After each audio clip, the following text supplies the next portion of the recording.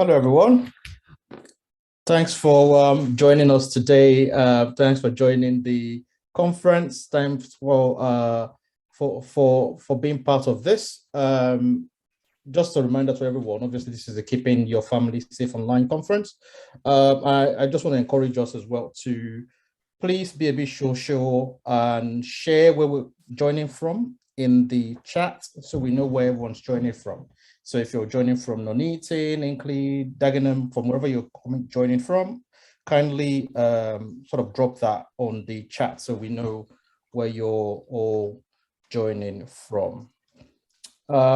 Also, feel free to ask questions in the chat. And for those who may not want to ask questions directly in chat, if you prefer to do that anonymously, we have a link on Mentimeter, which you can use to ask whatever questions you've got. So I believe that's been shared in the chat above. Probably will try and share that again for everyone to see that. So yeah, like I said, please be social. I can see a few people already telling us where they're from. That's fabulous. So I think a quick reminder before we start proper to sort of remind everyone why we're here again about the aims or what we're hoping to learn today. So obviously we're here again to learn about how we can keep ourselves and our family safe online. The main aim again is to help us avoid becoming a victim of modern scams and how we can keep our family safe online. Some of the things we're hoping to learn today revolves around things like what is cybersecurity, how do we spot phishing emails, viruses, and even internet scams? How do we identify fraudsters? How do we protect ourselves from being scammed? And how do we even know if we've been a victim of cybercrime? And also, to know how to even report cybercrime if we've been affected by it as well. And ultimately, again, how do we keep our family safe? We all love and cherish our families, and what are the safety tips we need to be aware of in terms of our children as well, and ultimately, how do we also seek support in protecting our family from cybercrime? So hopefully, I've given us an overview of some of the things we hope to learn today. And before we start, it will be great to start with a word of prayer. And for this, I would invite Pastor Funke to give us the open prayer. Pastor Funke. Thank you, Brother Singh. Hi, everyone. You're welcome. Father, we thank you for another opportunity to learn at your feet. The Bible says, my people perish for lack of knowledge, but we are here to attain knowledge so that we can gain wisdom and apply this knowledge accurately. Lord, through our speakers, speak through us this evening in the name of Jesus. In Jesus' name I have prayed. Amen. Thank you. Thanks a lot. Thanks a lot for that. And to give us a keynote address, it'll be great to hear from Pastor Adebola as well. Pastor Adebola, over to you, please. Thank you very, very much, Brother Singh, and good evening once again to everyone. Thank you very much for joining me today's conference. And I think our moderator, Brother Singh, has been very kind to tell us what we're here for and to remind us of what our learning objectives are. So this evening, I would like to briefly read a scripture from the Bible, and it's from the book of Proverbs. Chapter 3, verse 13, and it says, joyful is the person who finds wisdom, the one who gains understanding. For wisdom is more profitable than silver, and her wages are better than gold. So that is from the book of Proverbs, reminding us that what we are here to gain today is much more valuable than silver, is much more valuable than gold. That's what wisdom is. When we gain the knowledge and we go out to apply the things that we have learned. Scammers are out there. I get text messages that I know are not genuine. I don't know if you have gotten those. And there are so many means that are being used these days to exploit people of their hard-earned resources. And this conference is set up just to inform us so that we can know how to keep ourselves and our families safe. It's really important, especially in this age, that we equip ourselves with the knowledge that we need to tackle and prevent ourselves from being victims.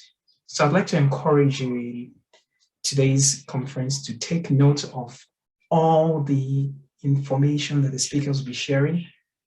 To make notes, if you want to, please go ahead and make notes. And most importantly, do not be shy to ask a question. If you're physically shy and you wouldn't like to be identified, please go into the link in the chat section and put your question there. What we want to do today is gain knowledge so that we can apply it in a wise way, so we can ensure that we're keeping ourselves, our families, and our loved ones safe. And all those that we come across, you have no idea who may find the information you're going to learn today useful. You may just be in a situation where somebody may need your advice, and what you're learning today will just prove very useful to them. So let's pay attention. Let's take notes. Let's not be shy to ask questions, whether in person or anonymously.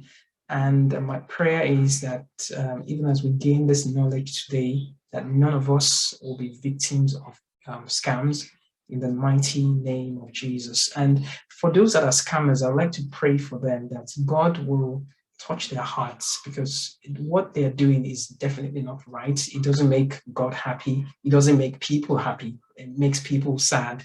And my prayer is that God will touch their hearts, that they will turn around away from those evil ways.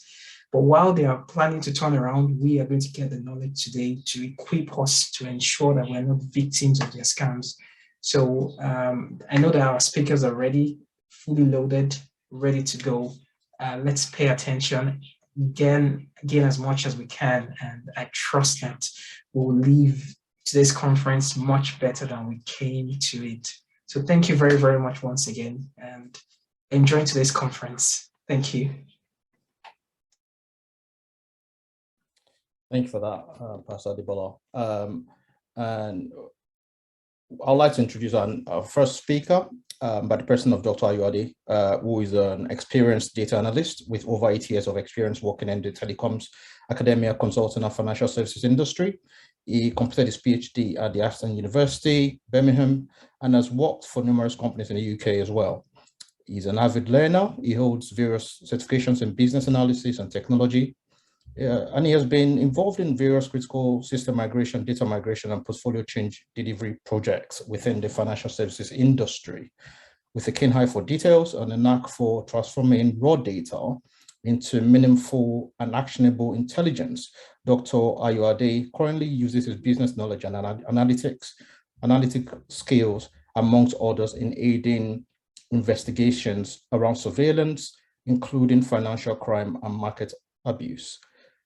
Outside of work, he enjoys spending time with the word, his family, and relaxes by playing board and strategy games. I can't wait to learn from Dr. Ayoade, and I hope you can't as well. So, Dr. Ayoade, over to you. Thank you very much, Bro Hossein.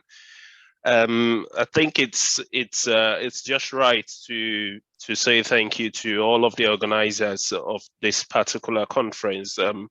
It couldn't have come at a better time. The world is evolving rapidly. The internet is fast becoming probably close second to food and water. We have people nowadays that, you know, for days they are just locked up in their rooms and all they do is just get on the internet, maybe play games or do something. So again, I really appreciate the organizers of this conference, Pastor and Pastor Mrs. Ogunoike as well. I really appreciate you. Thank you for the opportunity as well to, you know, shed a bit more light about how to keep ourselves and our loved ones safe online. Without further ado, I'll just I've got a couple of slides prepared which I'll talk through, which should help us shape our understanding. And probably, you know, they do say the best way to to beat a hacker is to try and mimic the mindset of that particular hacker. So if you want to bring that into scamming and online safety in itself, the best way to protect yourself is actually to try and mimic, you know, a scammer. And if I'll start with this, and if I'll start with this, I wonder how many people actually do a Google search about themselves.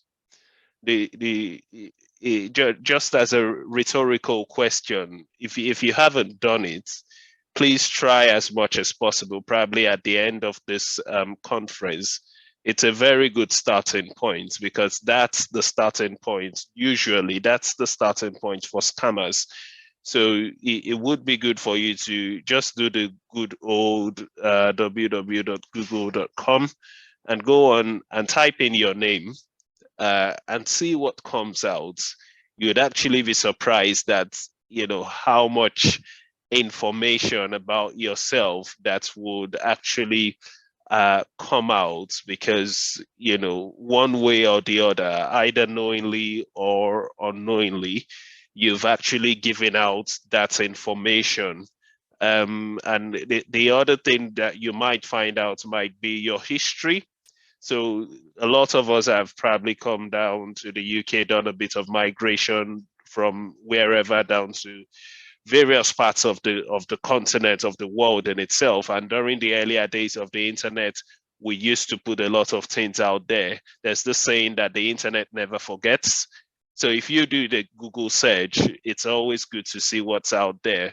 And your starting point, if you see something that you don't like on that search, you know, while carrying out that search, you could actually reach out to Google, and they can take out the search results in itself, which would be the starting point. And then you can then move on to, you know, the root of the matter, which is the source of the information that you've actually put out. Okay, so back to the business of today, which is actually keeping yourself and your family safe online. I have just very, I think about 5 points to touch about, and that should be a very good foundation. This is not an advanced class in itself. This is what I'll term just a foundational class. This is where you can start from.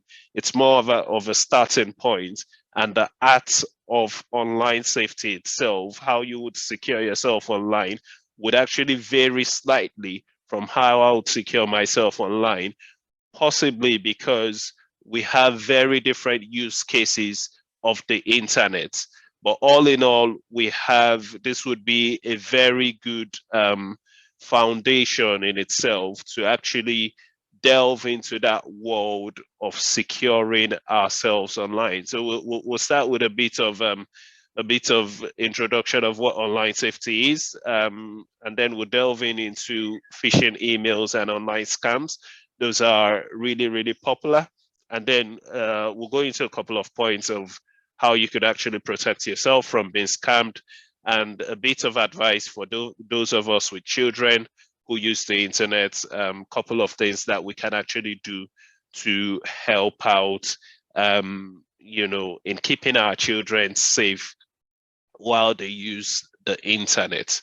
So what then is online safety? I've talked a bit about, you know, what the internet is and how people are using the internet at the moment. It's some people actually prefer the internet to food in itself, but again, the internet, when used constructively, can be a very powerful tool for the advancement both of mankind and of the kingdom of God in itself. We remember not too long ago, probably, you know, a couple of months back down here in the UK, while we were still all under COVID regulations, the internet was one of the major drivers of the economy, because without it, you probably wouldn't even be able to do anything. Then all of the organizations kind of switch into remote things, remote working, remote learning, and all of those things. So we can't overemphasize the importance of the internet. So what then is online safety? I've said it's an art and an act. So there are two things there. It's an art and an act of staying safe online. The reason it's an art and an act is because scammers are always evolving. So you also need to evolve with the times as well. You also need to evolve with the times. And it covers all of the devices that are capable of accessing the internet.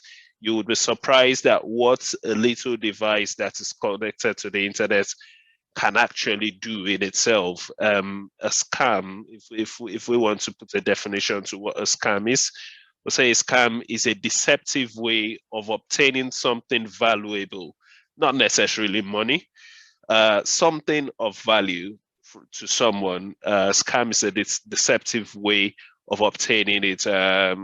Majority of the time, it has to do with money, but again, with the world that is being data driven right now, personal information is being highly sought after, and also financial information as well is also being highly sought after. And just a bit of statistics to put into context the effects that scams and harmful experiences online have had on users. We see that 62% of adult internet users have potentially had harmful experiences online. And you look at the percentage for children, over 80% of children aged between 12 and 15. That is mind-blowing in itself. It brings to the fore what we are trying to do in this conference, which is to educate ourselves on how we can actually protect both ourselves and our children from all of these harmful experiences. So there are quite a number of scams, a lot of them, different shapes, different forms in which they come. This list is not exhaustive by any means. We've just tried to, pick out those that seem to be very, very common at the moment, at this point in time. We look at banking fraud in itself. Pastor Adebola was talking about he himself receiving some text messages and the likes. There are lots of formats in which banking frauds can take place. The end goal of all of these text messages is usually probably for you to go onto your your banking app to authorize a payment or to send a code or something like that. So banking fraud, one of the very, very big issues. It's a massive issue. It's one of the it's actually the area that I work in the bank. Banks within the UK spend huge amounts of money trying to combat banking frauds in itself. So let's not go into too much of details. We still have a number of others. There's a cash machine fraud, and this is also a very, very common one in itself. The advice is usually that if you're going to withdraw money using a cash machine, be sure to check the cash machine very well, or be sure to check it that it hasn't been tampered with. Scammers use a device to actually harvest the card number and the PIN and the 3-digit number at the back. But if you're vigilant enough at any cash machine, you would be able to spot that there's something funny about this particular cash machine. And one of the things to also point out in terms of cash machines is The world is going cashless. I'm sure there's a significant reduction in the amounts of cash transactions that are being carried out, but try as much as possible not to use cash machines that are in places that are obscure, because most of the time these are the machines that are easily accessible to to scammers, to fraudsters, and these are machines that could easily be tampered with. Number of other scams being listed there. There's the check scam, which is somebody sending you a check saying, go and help me cash it in, I'd give you a particular percentage. There's the holiday scam. There's the identity theft. That's also a very big one. I'm sure the next speaker would also delve into that in more details. There's also the investment fraud, purchase scam, romance scam as well, that plays on the emotions of vulnerable people in order to lure them of their hard-earned money in itself. So a lot of, as I said earlier, this list is not exhaustive. We just need to be vigilant, because if you remember the definition, it's an act and an art in itself. These would keep evolving time and time and time over time, based on the particular scenario that you kind of find yourself. But the good news then is that most of these scams are usually quite I wouldn't want to use the word easy, but they're quite let's use easy quote and unquote. They're quite easy to spot in itself. If you don't get too carried away, you would more often than not, 99% of the time, you would be able to spot if you were being, or you were about to be defrauded, or you were being being scammed in itself. And let's just probably take a look at how we can then spot these online scams.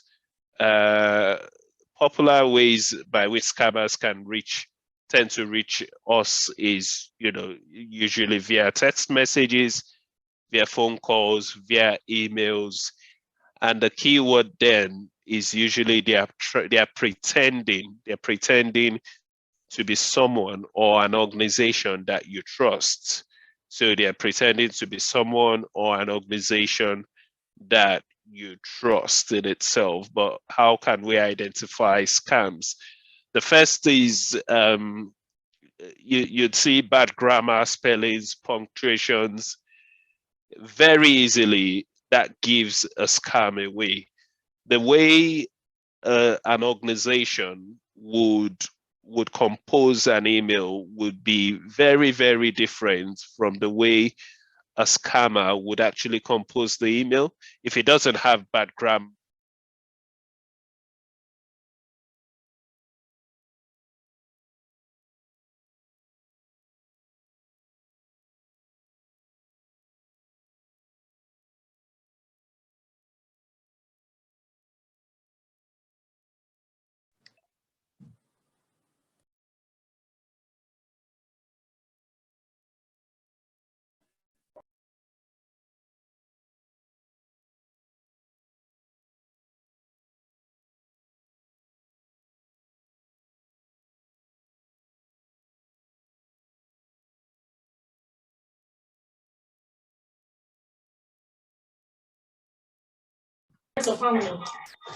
Hello, Dr.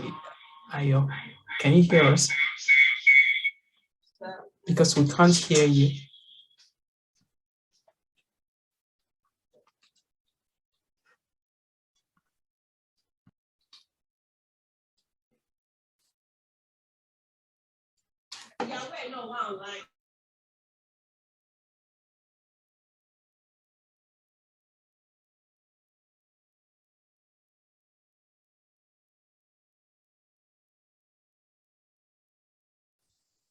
Can you hear me now?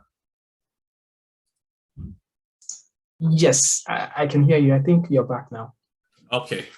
We must have lost you for the last 2 minutes or thereabout. Oh, for the last 2 minutes. Was it on this slide or? Yes, on this slide. Okay, so I'll just run through this slide again, then I'll start out again on the slide, because it's a very, very important slide as to how we can actually spot online scams. First, I talked about the medium through which scammers tend to contact us, which is the usual mediums through which we actually communicate day to day. So text messages, WhatsApp, phone calls, emails, whatever communication media that you have, scammers take advantage of that in order to get to you, because that's usually the first line of defense or offense for them and defense for us. So text messages, emails, phone calls, and the likes. One of the very good tips that I'm not sure I have this on here, but I've just remembered this is one of the very good tips in keeping yourself safe online is to probably have about, I have about 3 email addresses. One of them I don't give out to just anybody. So if an email comes from there, then I know that, you know, there's a very high probability that this is a serious email. The other one is for, you know, slightly a more general email. And the fourth or the third one is actually one that, you know, when you go to probably Amazon or Argos or all of those kind of things, those are the emails that I kind of just use in that one. So again, that could be a layer of security for us in itself. So you're not just having one email and then populating it all through. You use the same email that you use for registering for your shopping to also, you know, maybe do your CVs, your applications, and all of those kind of things. Okay, so I'll just run through this list very quickly, looking through my time as well. Bad grammar, spellings, and punctuations, they are usually very easy 100% of the time. If an email has bad grammar, just delete it straight away. It's not coming from an official quarters in itself. If it's badly indented, if you look at the look and feel of it, if it doesn't feel formal, if it doesn't feel mature, if I were to use that word, then 99% of the time it is usually a scam. Multiple email addresses, you'd see that the message you get sometimes they are usually sent to multiple email addresses, and they are usually from an email address that is dodgy in itself. You look at it, you would suspect. We'll see a couple of examples that very soon. You'd suspect straight away that this might be something that's off. Again, we look at the tone of the tone of the message. If it's informal, if it's authoritative, if it's saying, click this link now, or you will lose access to your account. All of those kind of things, that kind of tone makes it quite fishy. You would want to take care and not just click on any link in itself, because, you know, being informal and authoritative would, the chances that your company or your bank or your whatever it is might send you an informal and authoritative message is quite low. The other point here is the sense of urgency. Typically with threats of fine, the scammers tend to use that to say, you know, if you don't do this within the next 24 hours, XYZ might actually happen. So again, we look at that sense of urgency. It's one that a lot of people will tend to panic to say, oh, if I don't do this straight away, something is going to happen. But most of the time, it's usually the scammers that are, you know, playing on your emotions. They usually play on emotions. They play on fear. They try to get you into a state of panic. and they're usually threats. So they send threatening message in itself saying, if you don't take action, such and such would actually happen. The seventh point is very important as well. They tend to take advantage of current events. So things that are happening at the moment, they tend to take advantage of that. They tend to, I'm sure they would have taken advantage of COVID. Now they would probably be taking advantage of the war in Ukraine and things along that line. They are quite current. They tend to take advantage of current events. Point number 8, most of the time, they make extravagant rewards or returns for taking certain actions. So if someone told you, pay in £10, in the next 3 months, you get £1,000, and you actually paid in £10. I'm sorry, I'm not sure of any business that would actually give you that huge amount of money within that time frame in itself. So let's just see a couple of examples, and these are actually examples that I received in my own email in itself. And you kind of look at this email, and the first thing that's kind of struck me again, you look at the toll field there, it says to undisclosed recipient, and then my own email is actually on the BB. That's quite off for me. If I were looking for further confirmation and I decide to read the message in itself again, I would kind of look at it to say, well, this person is just addressing me as hello friend. That means this is not someone that I have a relationship with. And you look at it here, it says I should try and withdraw some money at an ATM card. And you look at the promise, he's talking about 11.5 million US dollars. And he's saying daily withdrawals, I'll take 50%, he would give 50%, and all of those kind of things. So straight away, I knew this was a scam, and just deleted it straight away. So we look at this other one here. This is an identity verification saying that this scammer, the aim of the scammer was just to try and make me click this link that says verify identity. And if you look at all of it, just look at the way the chase.com/servicing was kind of underlined. The last G here wasn't even underlined in itself. So again, look at the address. That's not one that would come from, a recognized bank in itself. Well, in this case, he might have used the toll field quite correctly. But again, you see it here, it says, dear Chase account member. Your bank wouldn't just call you a Chase account member. Your bank would actually, call you whatever name you have put down. So what this person is actually trying to do is just to try and get my details and probably use that, in a scam in itself. Again, we look at Mr. Peter Mensah here, who is also trying to discuss a profitable financial deal with me and is asking me to reconfirm. Well, I don't know any Mr. Peter Mensah, so straight away, this goes into the bin.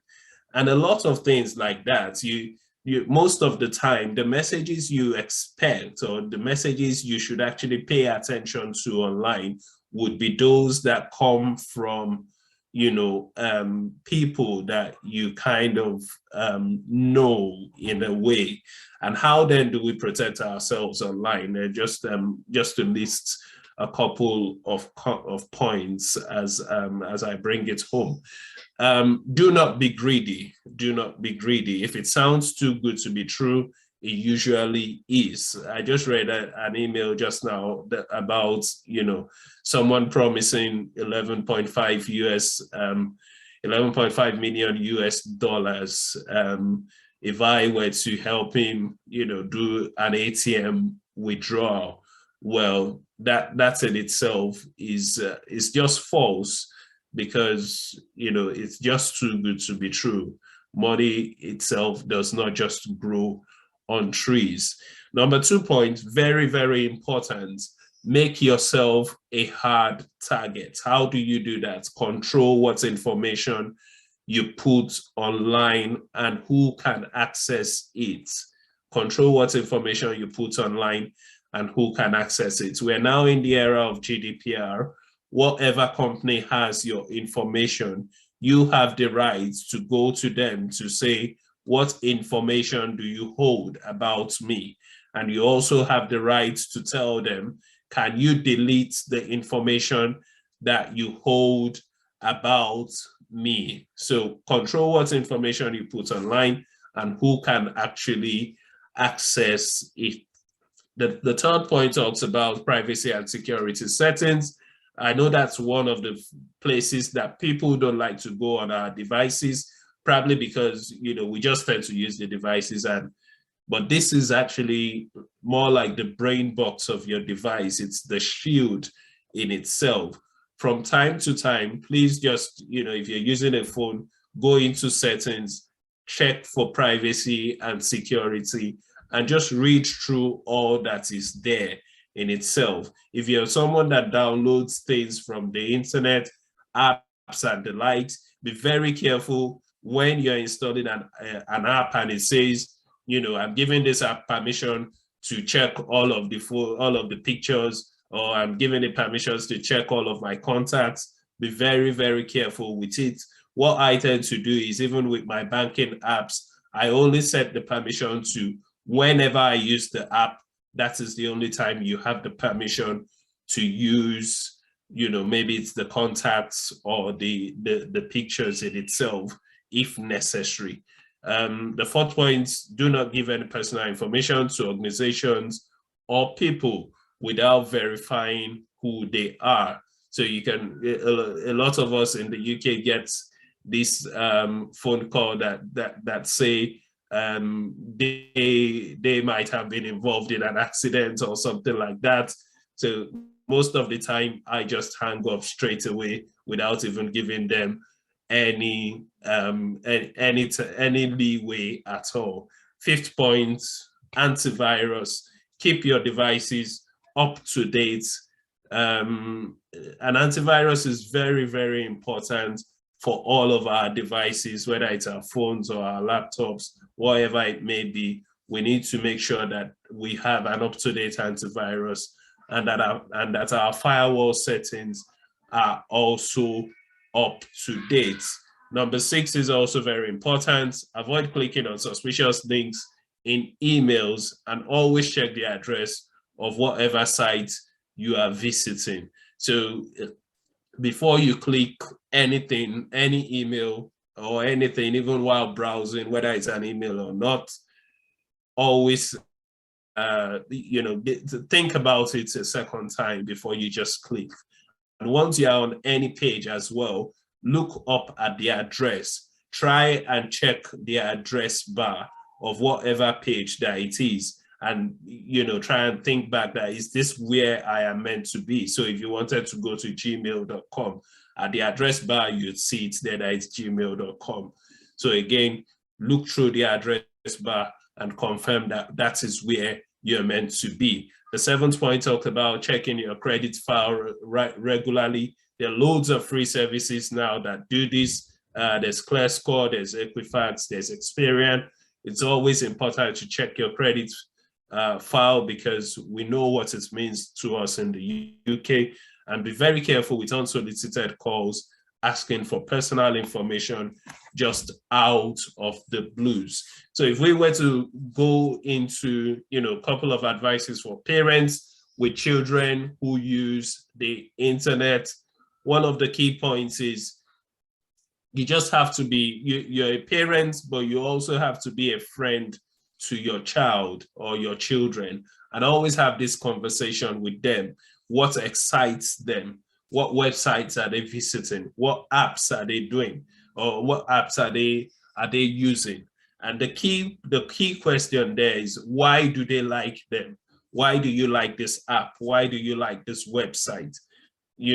Because in doing so, you are able to get into the mindset of your child, and you're able to see what is actually going on, even when your child is using an app or a website without needing to spy on what that app or website is actually doing. There are apps that's just putting this out there in itself as well. There are apps that allow you to actually see what your child or your children are actually doing, what they click on, what apps they are using, and how long they've been on those apps and all of those. But that's another discussion for another day. The second point here talks about parental controls. Very important as well. In any device that you give to your child, or any device that you have in your home, nowadays loads of devices are usually linked together. So it's always good to put parental controls on these devices. They help to limit, the time that is spent. So how much time do you want your child to spend on the internet? What websites can they actually visit? What apps can they install? Well, for my own children, I install the apps there. So if they are not educational or godly, then there's no way they can actually override that. Point number 3, again, educate your children on the dangers associated with being secretive and communicating with unknown people online. So you need to make your children aware of the dangers that are even lurking around the internet, and that would make them, trust you in itself and tell you things, what apps or whoever it may be. When an unknown person contacts them online, you would be the first to know. The fourth point here says keep screens and devices where you can see them, even when they are being operated by your child or your children. So again, the idea is to have, these devices, rather than having them in your children's room or the likes, you can have them in your living room or, a study area where you can actually see what your children are actually doing with these devices. And the fifth point, very important, is to lead by examples. Our children, they follow what we do, even to a greater degree, much more than what we say to them. So always lead by example. If you say your child shouldn't visit a particular site and you go on to visit that site, then you're not leading by example. I'll just conclude by saying, again, if it's too good to be true, it usually is. So whatever offers that it might be, if it's too good to be true, it usually is. You need to do an extra due diligence to make sure that this is actually genuine, and always take some time to reflect on what you're about to do, especially when sharing your personal information or bank details. Don't jump into panic mode at every point in time, or just when you read an email saying, oh, we are going to lock all of your bank accounts will be frozen. It shouldn't be panic that comes first to you. So take time to reflect on what you're about to do, rather than panicking and saying, oh, I'm just going to click this link so that they don't lock my bank account. Why not give your bank a call to say, I received this email, what is actually going on? And the final point here would say, there are red flags. There are always red flags around. These scammers are not perfect. The red flags are usually quite obvious. They're usually in plain sight. If you're being pressured, for example, to pay or send money, it could easily be a red flag. So look out for those red flags, and look out to the leading of the Spirit as well. Very important in all of this. Useful resources for us. If we wanted to have more information about, keeping ourselves safe online, a number of them are out there. I'm sure the organizers can share these resources as well with all of us. So thank you very much, everyone, for listening, and happy to take questions later when it's time for questions. Over to our moderator, Brother Tosin, sir. Thank you very much. That was very insightful, and there are a few questions already. But what we'll do, as you've just said, is allot some time later to answer those questions. So we'll now move on to our next speaker by the person of Mr. Akin, who has worked within the IT industry for over 15 years. He's gained vast knowledge and experience in telecoms, networking, securities over the years. Mr. Akin has a master's in telecommunication technologies with his first degree in electrical and electronics engineering. He is certified at various levels from associate professional and expert levels within the security, networking, and cloud technologies from Cisco, Juniper, and AWS. Mr. Akin currently works with Vodafone as a specialist engineer with the IP Secure team in the UK. Mr. Akin, over to you. I think you're mute. Super. It's back at work then. Evening, guys. Thank you, Brother Tosin. Yes, do appreciate that. Akin is the name, as he said. I've worked in the IT space for quite a while. But yeah, I would like to also thank the organizers for this. I think this is a wonderful experience, not only for us, but basically for everyone that's available, to just listen to what we kind of have learned over the years. The first speaker has given, I think, broad knowledge of what we're going to, what his technical know-how was kind of brought to the fore, to say. I will speak on the same issues. So basically, it's not a cross-platform information. It's just probably just information that you might have learned or know, and we'll just give bits and bobs there. It's more general and more broad. The speaker that kind of presented it gave a general overview. I'll be giving some overview as well, but just streamline it to identity theft and scams as well. So it's in that general information,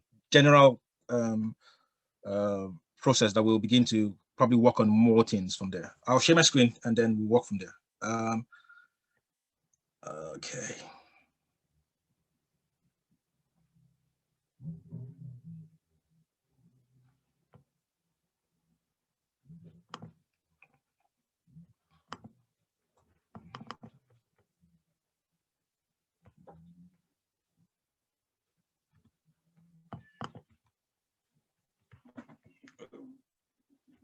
Okay.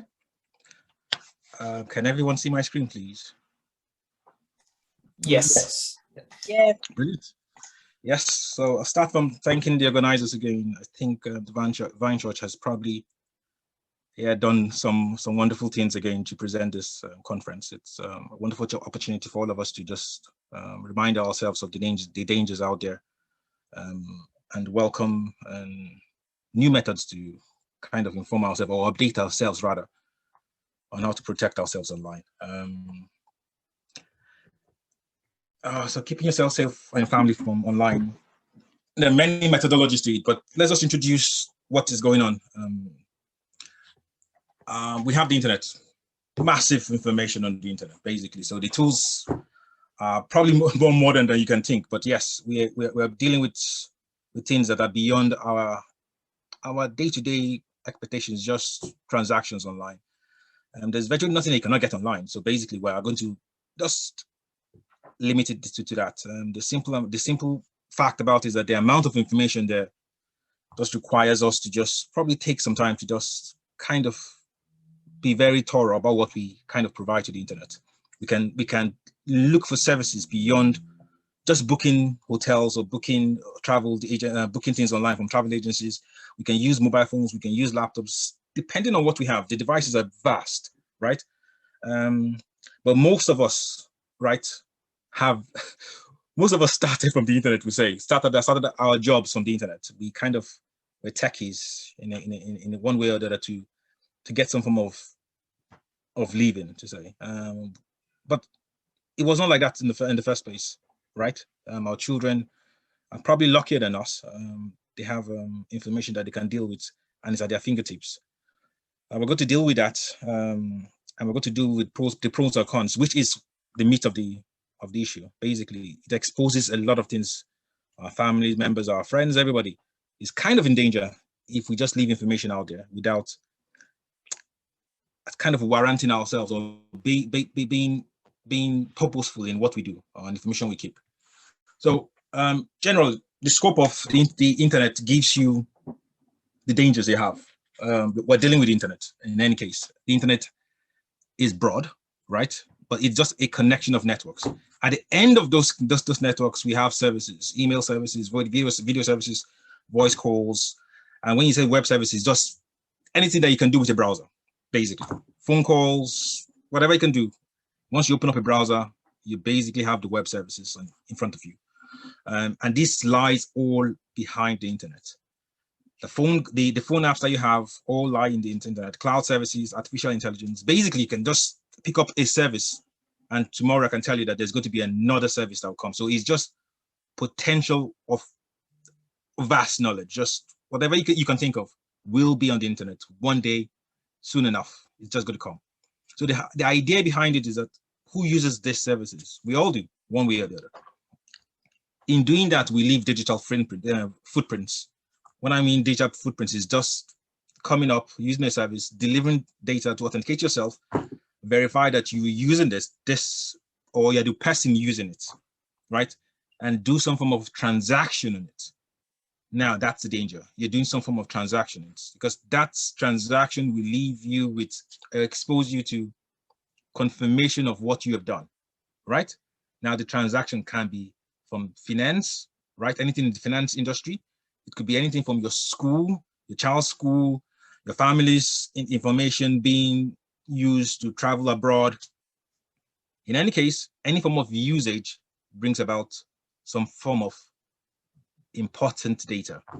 Now, the use of important information attracts cybercriminals. Cybercriminals could do a lot of things, and there are a list of it: identity theft, cash machine fraud, purchase scams, stalking, bullying, and terrorism in its own right. So there are a lot of things that we can talk about, and that will lead us to a number of things that we will look at going down the list.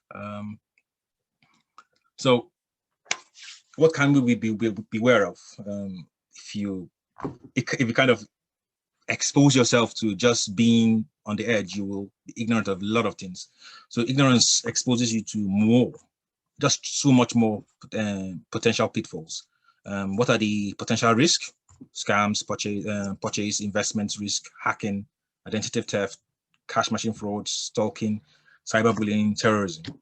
The list goes on. It's just something that we have to kind of put ourselves or make ourselves kind of more aware each day. So what's online? What are we looking for online? We're trying to make ourselves safer than we can, as best as we can, because I'm of the opinion that if you are online for any number of time, you will get exposed to some form of cyber criminals or cyber hacking or some form of theft. It's going to happen. It might not be on your own hardware system, but in general, it's going to expose you to a lot of things. 1 minute, please. So we're going to not detail those things, but we're going to broadly look at those things in its own rights.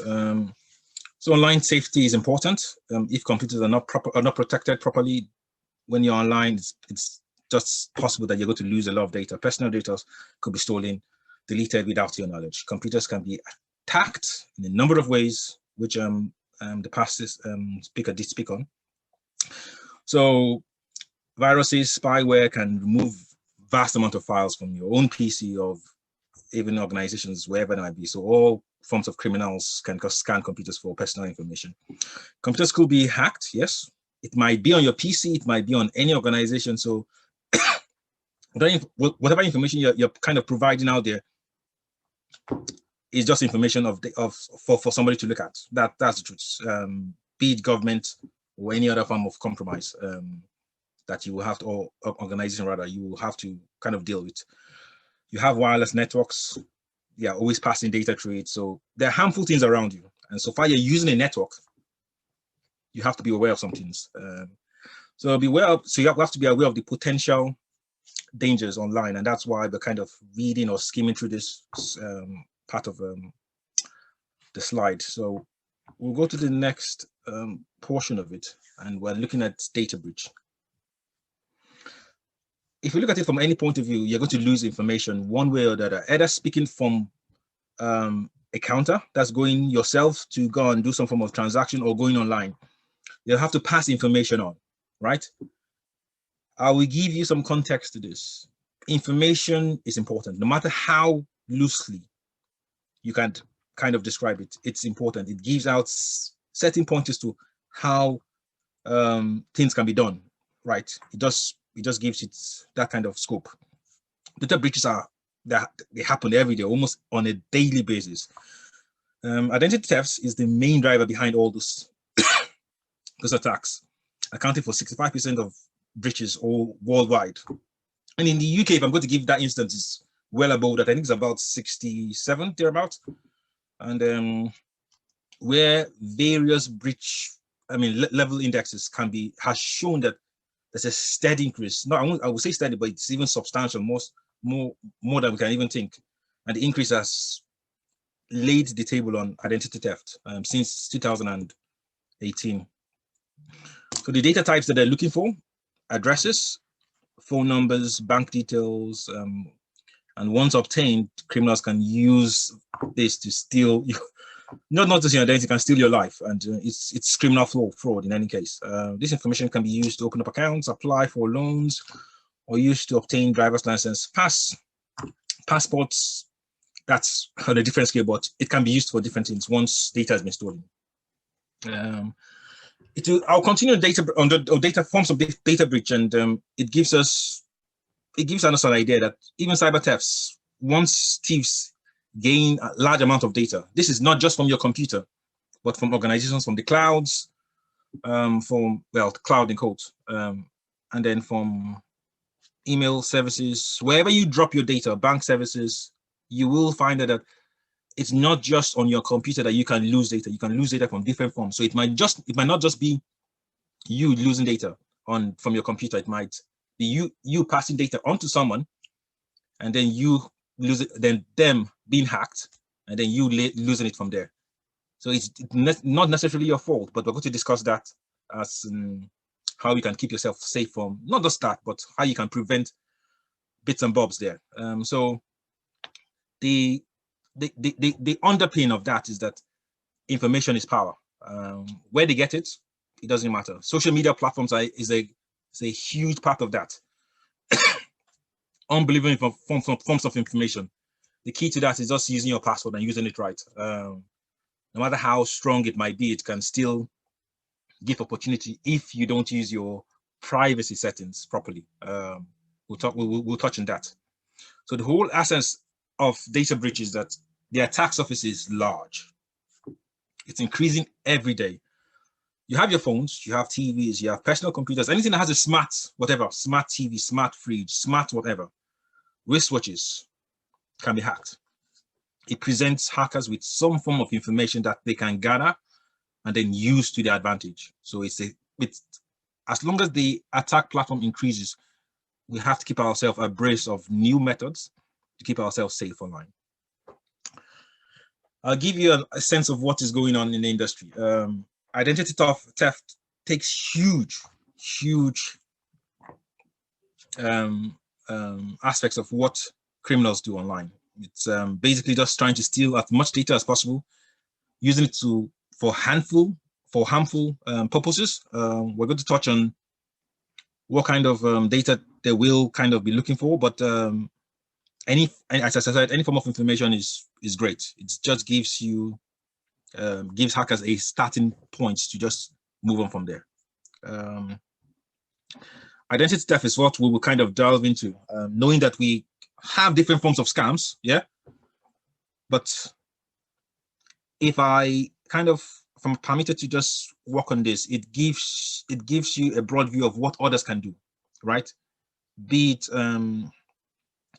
hacking into the system and getting your personal financial data or getting other forms of data. Identity, it's always starting from identity theft. Every form of data that is gathered starts from that. So identity theft kind of occurs when someone uses another person's personal identity in terms of their information, like their names, their NI numbers, their credit card numbers, without the permission, or to commit fraud of other crimes. Often these crimes remain undetected for long periods of time. Common ways fraudsters can steal identity. Yeah, common thefts. They can come to your house, get hold of various things. They can go to your bank. They can go to places where you have kept data. So it might not just be you keeping data somewhere. It could be through a call conversation.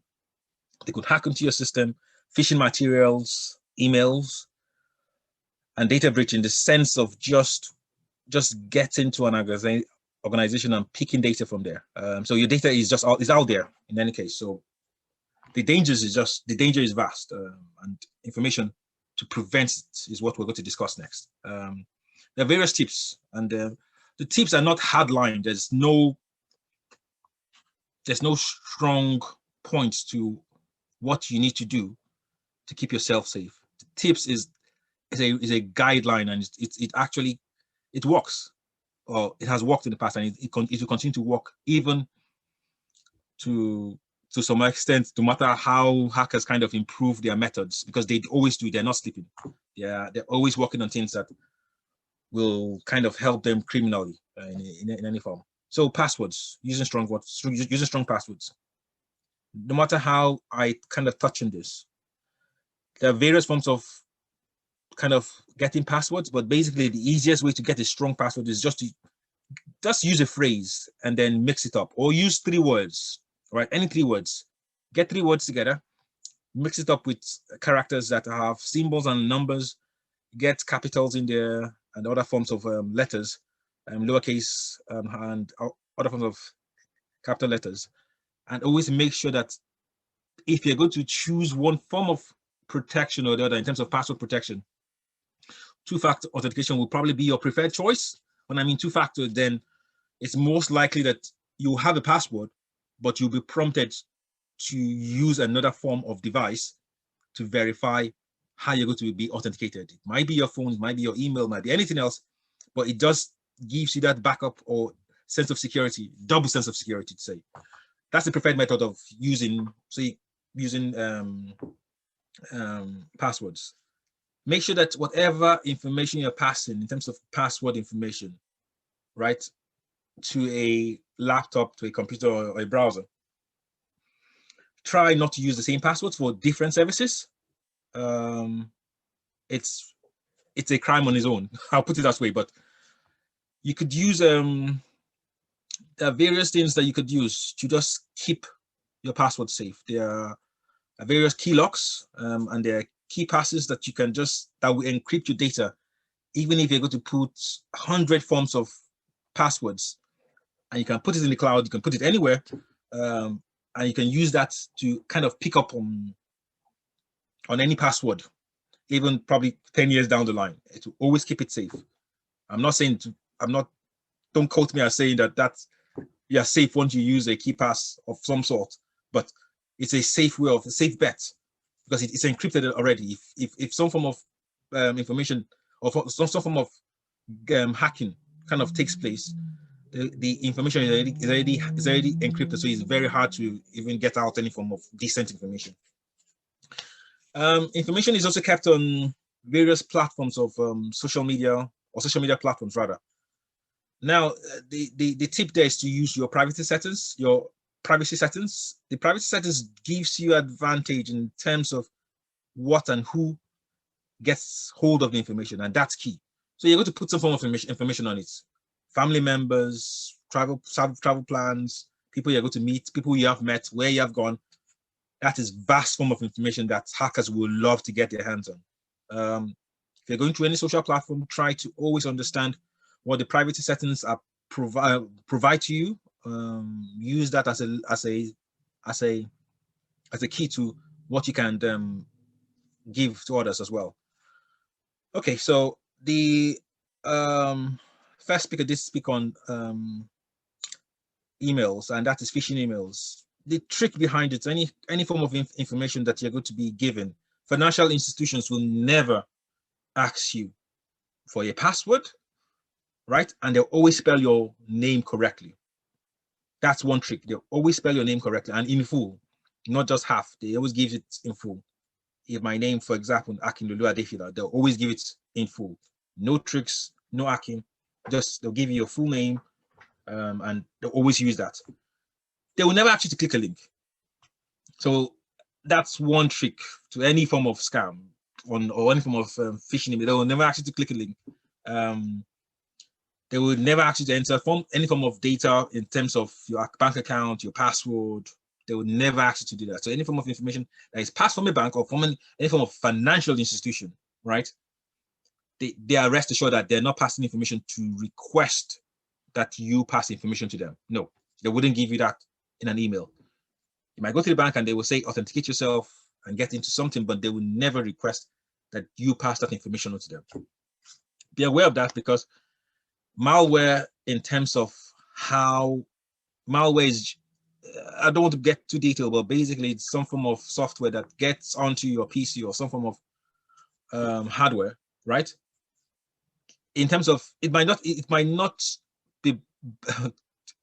might not affect your system then, but basically introduces applications whereby hackers can use to then grab data off, right? It might encrypt your data. It might do a lot more damaging or removing some form of data. So clicking links and it's not the best way in unless you're sure, but clicking links is not any form of good tip in terms of removing using your email. So it's a no-no for anyone, basically, on that front. In terms of tips, we'll continue on that platform, public Wi-Fi, try and avoid it at all costs. Most general form of hacking takes place on public Wi-Fi. You are in a coffee shop. You're basically in a service station. You're basically somewhere that presents you with public Wi-Fi access. That is it's a hacking platform. Basically, your neighbor might just be smiling next to you and receiving a call, but basically he's spreading malware of some form that might not take the information that you are looking for or they are looking for then and there, but basically they know where to get it from, because it gives a callback signal, which when they're ready, they're kind of, it takes a long time to really get hold of information, so they are prepared to go the long haul. Just try and avoid public Wi-Fi if you can. Check bank statements regularly. You have to just report them once you get them. That's one way. In terms of browsing, HTTP is, just forget any transaction with HTTP services. Try as much as possible to identify that the transaction you're going to make is on a HTTPS service. It's just, the text is different. The S just gives you a secure platform, and it's truly secure in its own right. There are other means by which they can take, a middleman can take some form of information from you, but let's just leave it as it's secure as of now. The other tip is just to install antivirus software, ensure that you're up to date every time. If there is some form of update that needs to be done, just do it on your phone, your PC, wherever it might be. There's always going to be a vulnerable patch that they always want to kind of block every time. So any form of update that needs to be done, if you see it come up, do it. Don't waste time. Make sure your systems are always have antivirus installed, and those are the tips in general that we can talk about. Sharing sensitive data, that is up to you, because you know best what to share. And we're all adults in a way, and you have to keep your children in check as well. But if you're in doubt, just don't share. Just don't share. If not to, because any form of information, I said, is useful information. It doesn't really matter how how small the information is. It's just, as I said, hackers take their time to really make something happen. Scams, on the other hand, as I said, it amounts for a fair bit of it's not like identity theft, but it's part of it in general. So scams covers a range of other forms of data theft or data breach, a range of it. It could be phishing, it could be fake antivirus, it could be social media platforms that who uses the fake or auto scammed accounts to get information from you. It could be mobile scams, social engineering scams. We're going to kind of run down these details. So internet scams are different in their methodologies of the types of fraud, and all these are facilitated by cybercrimes on the internet. The scams can happen in several ways. Via phishing emails, which we've discussed, touched on a bit, is just providing some form of information that allows you to give up what you think is valid, or what you think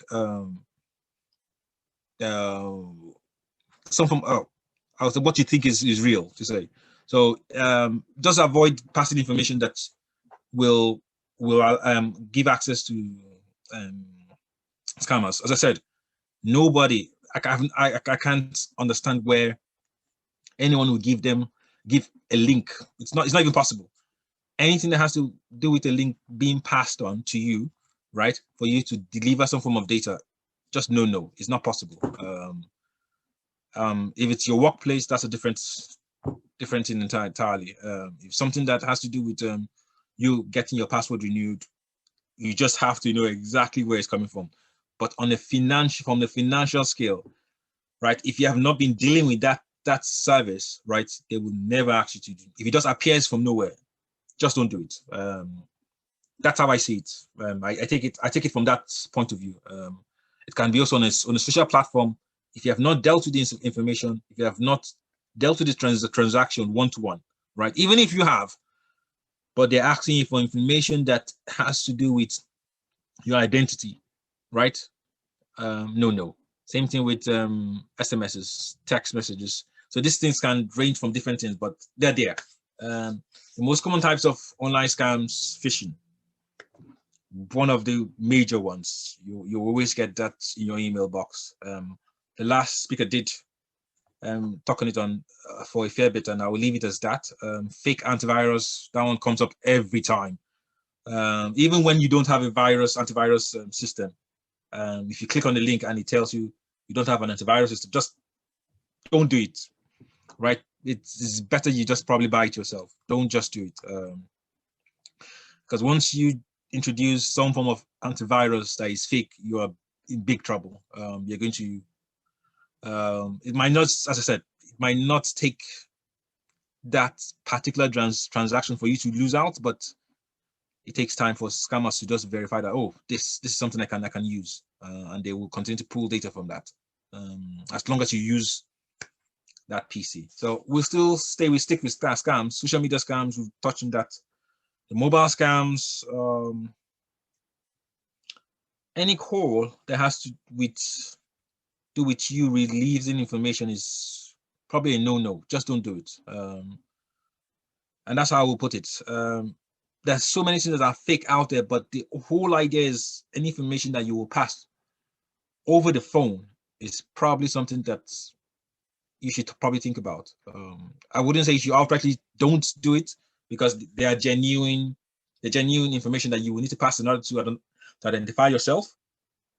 But on the level of a general scope, just don't pass information that will get you in trouble down the line. Social engineering scams, that takes a bit of while. They will continue to probe, and that has to do with just looking at your social media platforms, trying to get something from here or there, and connect the dots wherever you are. Romance scams, basically, is still an online scam. If you go on various dates, so to say, in quotes, then that gets you in trouble. There are no fast rules to how you protect yourself around, but I just gave you tips. I want to twist it a bit and give you rules. the rules here are basically hardcore rules to say. It doesn't prevent it, but basically it gives you a pattern to identify things when they are coming, once it just gives you the security posture and helps you maintain it, right? So basically you start from that posture, and basically if you kind of are aware of it, right, then you can work on something that you can work on something from there. But honestly, if you're not kind of comfortable with anything, just don't do it. Just move away from it. So keeping your property, and not only your property, but anything that has to do with your PC, your data, any resource that you have physically with you, try and keep it safe. And just have young ones or anyone behind the scene, teach them to just, make them aware of any suspicious activity. So hardware, software, those are the things that you need to never leave unattended. So always lock your PC. Even if they steal the PC and it's locked, basically it's useless at that point. So fire your password to say is strong enough. Social media platforms don't share damaging information. Always keep it safe, and make sure that your family is not at risk at any point in time. The last one will be staying safe abroad. This is it's key, because basically most scams happen when you travel, to be honest, because if you go to a place whereby you're not aware of the dangers, basically you just kind of give out more information than you would, and it does get you into a bit of trouble. So if you follow this rules, as in just property, hardware, software, social media platforms, if you know what you're doing and how the information is passed on to other people, or how you deliver transactions, I think you're kind of in a good spot. And these are the fast or good rules to say from here. We're running a bit. Let me just kind of dive into the remaining. So spot and avoid fraudsters and scammers. No financial organization will call or email you to provide personal information, as I said. Deal with invoices, receipts for things that you have not bought, or financial institutions you have not dealt with. That's a very, and just deal with it. It's almost like reporting yourself to anything. Always try to verify, call and verify. I didn't make this purchase, so how did it come about? Watch out for emails offering business deals out of the blue. Basically, if it's too good to be true, just leave it alone. So cash machine scams, always look after your look. Even if it's been tampered, the easiest one is they're always behind you. Someone's always trying to check what you've done. So try to avoid cash machines that are basically out of kind of view, right? Banks are better, but they can be tampered with, but you just need to be on the lookout.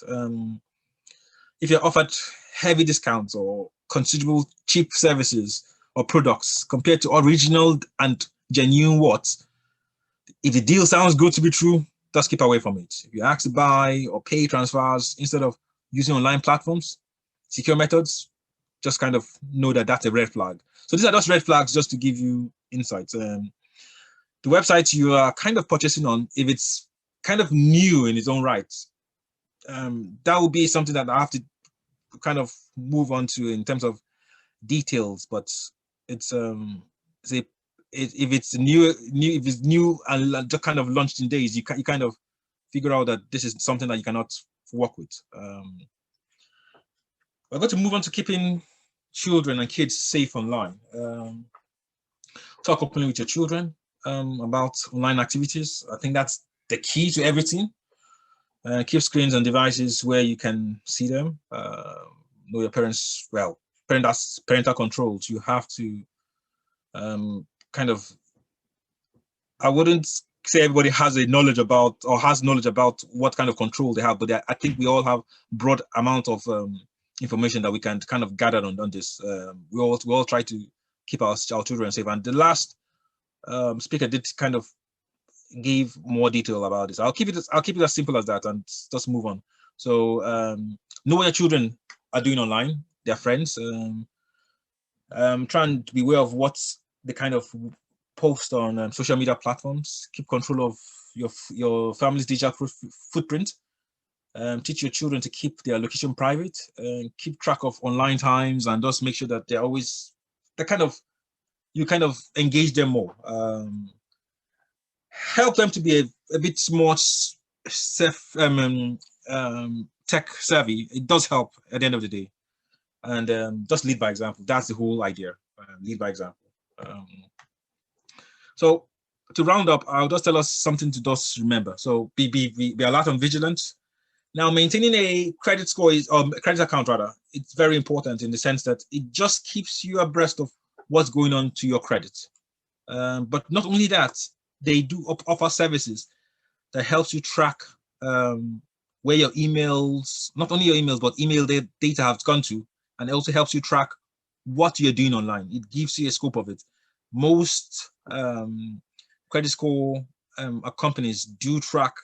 If you give them that kind of information, if you give them enough information, they can track a lot of things online for you and help you, advise you on what is going on behind the scenes.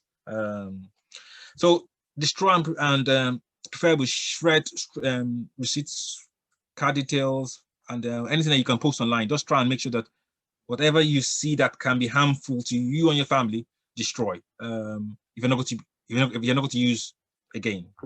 Be extremely wary of posts, phone calls, emails, offering business deals out of the blue. If an offer seems too good, honestly, just keep away from it.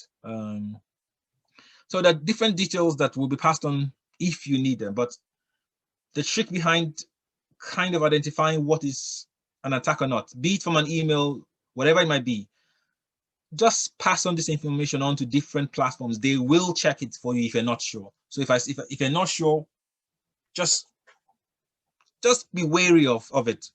So the information that we have here, action fraud is probably one of the best. There are other forms of platform the government has that will support you, and just take note of them. These links, I think, can be passed on if the organizers do pass them on. But at the end of the day, it sticks with you. Everything sticks with you. The internet can be open to all kinds of new worlds, but you have to remember to be wise. And wise is just train yourself. That's all. Train yourself and keep safe. Thanks, guys. Thank you very much for that. And we have a few questions already, and I think what I'll do is go through them, and probably would appreciate if we can provide sort of brief answers, so that because I'm aware we're running out of time, but if we find that we are unable to answer those questions appropriately, what we can then do is perhaps follow on or have a channel in which we address the folks that asked the original questions themselves. Cool. Right. So I think the first question, bear with. I'll probably like start from the action fraud one, actually, because probably a nice segue. One of the questions here says, if I've been a victim of a scam, who can I report it to? If I've been a victim of a scam, who can I report it to?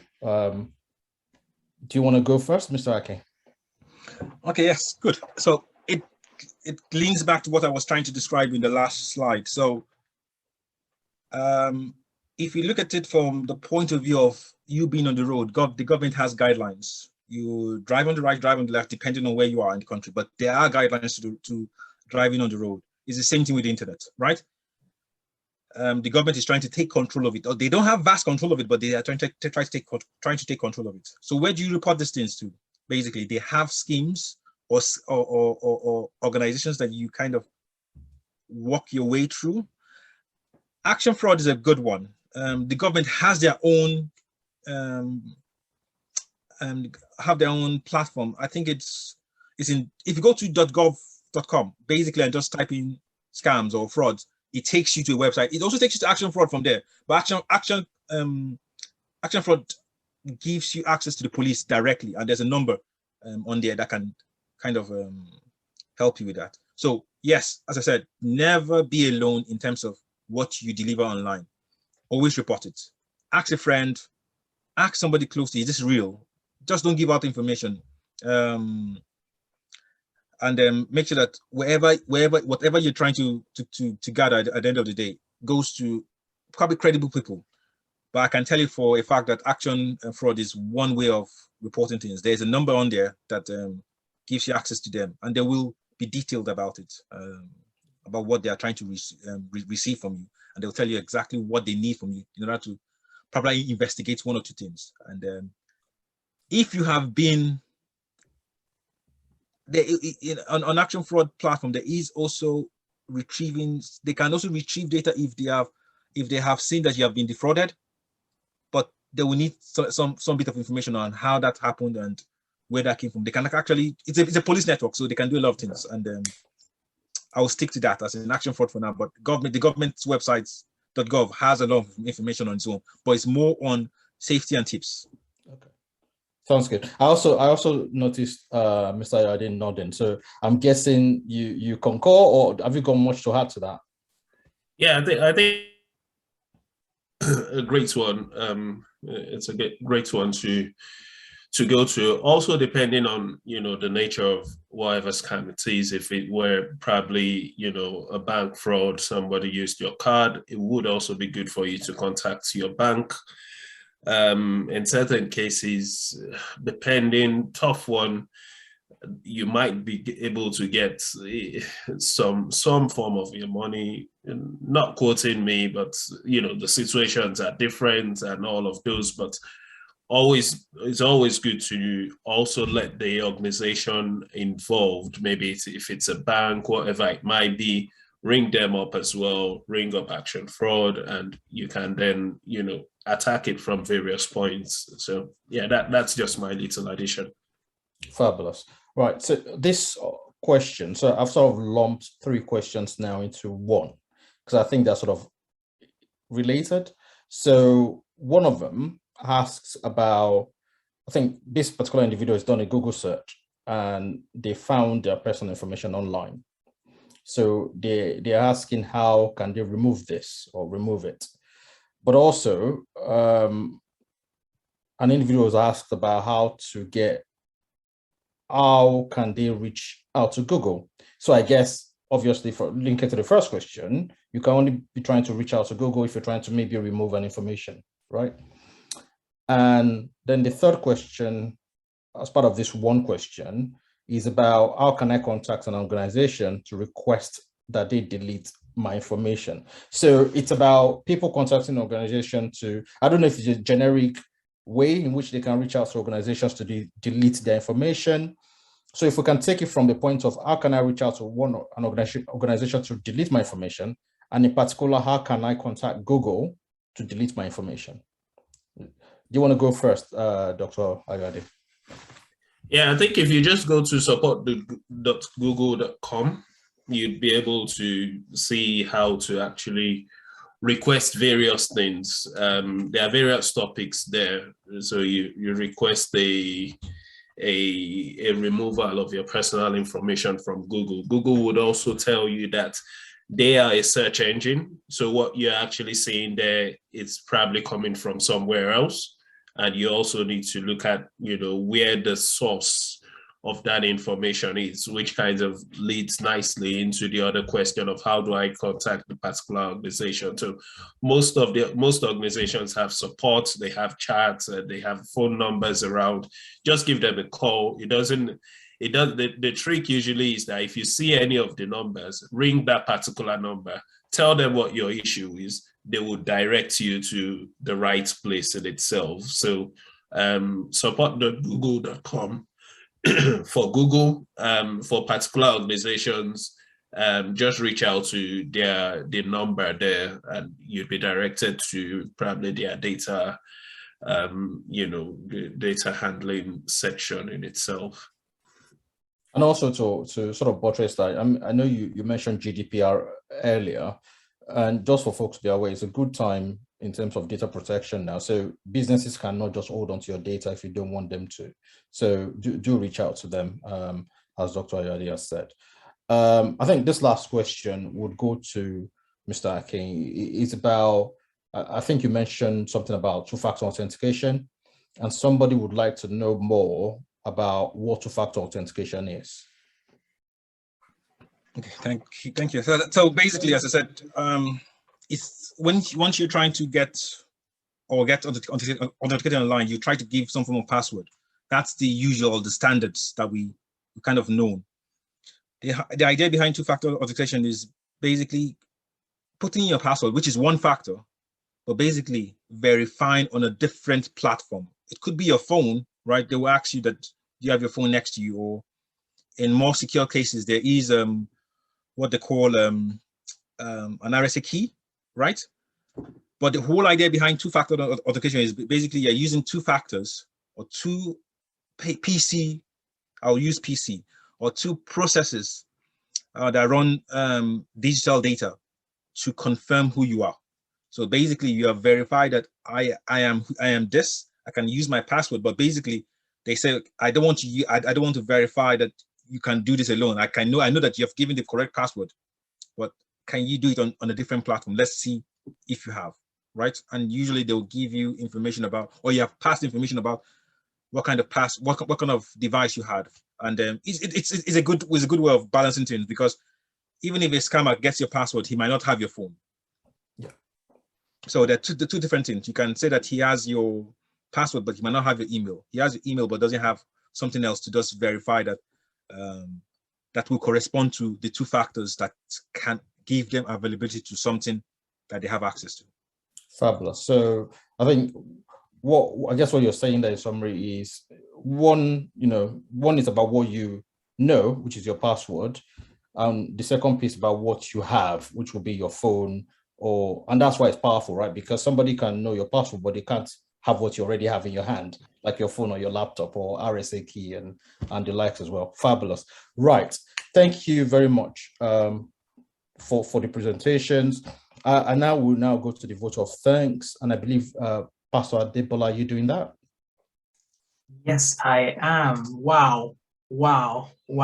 Thank you so very, very much. I don't know about any other person on this in this conference, but I have learned quite a lot. A lot of information has been shared this evening. I think it's probably a good opportunity for everyone to share in the chat section one thing you're taking away from today's conference. So if you could go into the chat section and just put in there one thing you're taking away from today's conference.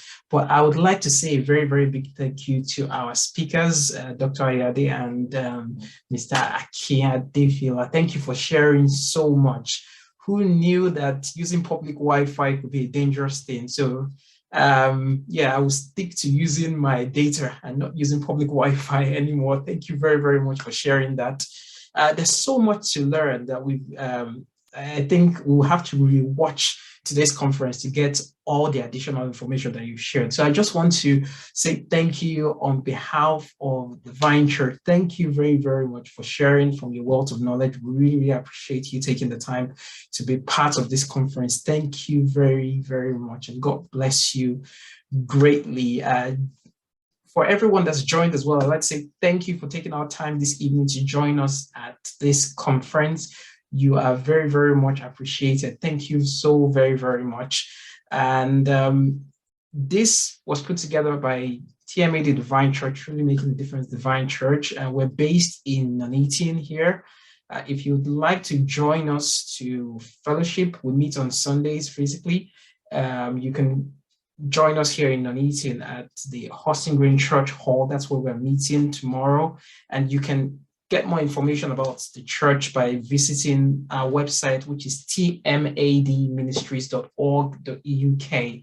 tmad.org, tmadministries.org.uk. If you want to get more information about the church, what we're into, where we're based, and information as such. So please go on there. So once again, thank you to everyone. Thank you for joining today's conference. And I hope that all the learning from today's conference, you will be able to put into use in the weeks and months to come. For everyone who registered for this conference, you will be able to get the information, the presentation slides that the speakers have shared. But if you didn't register for the conference and you've probably gotten the link directly from a friend, please contact us via info@tmadministries.org.uk, and we'll make sure you get a copy of the presentation. So info@tmadministries.org.uk. We'll make sure you get that in case you haven't registered. But if you're registered, you will get that automatically sent to you. Once again, thank you very, very much. Apologies that we run over by 10 minutes, but I'm sure it was worth it. I think it was worth it. There's a lot of information that's been shared. So thank you all very, very much. For those that are joining us at the service tomorrow, we look forward to seeing you at 1:30 p.m. at Nuneaton. Once again, to our speakers, thank you. To our amiable and very composed moderator, Bratosin, thank you so very, very much. I really appreciate you. And to everyone, please have a wonderful evening. Stay safe, stay away from public Wi-Fi if you can, and for all the other tips that you've learned from today's meeting. Thank you very much and have a wonderful evening. Good night and God bless you. Thank you, everyone.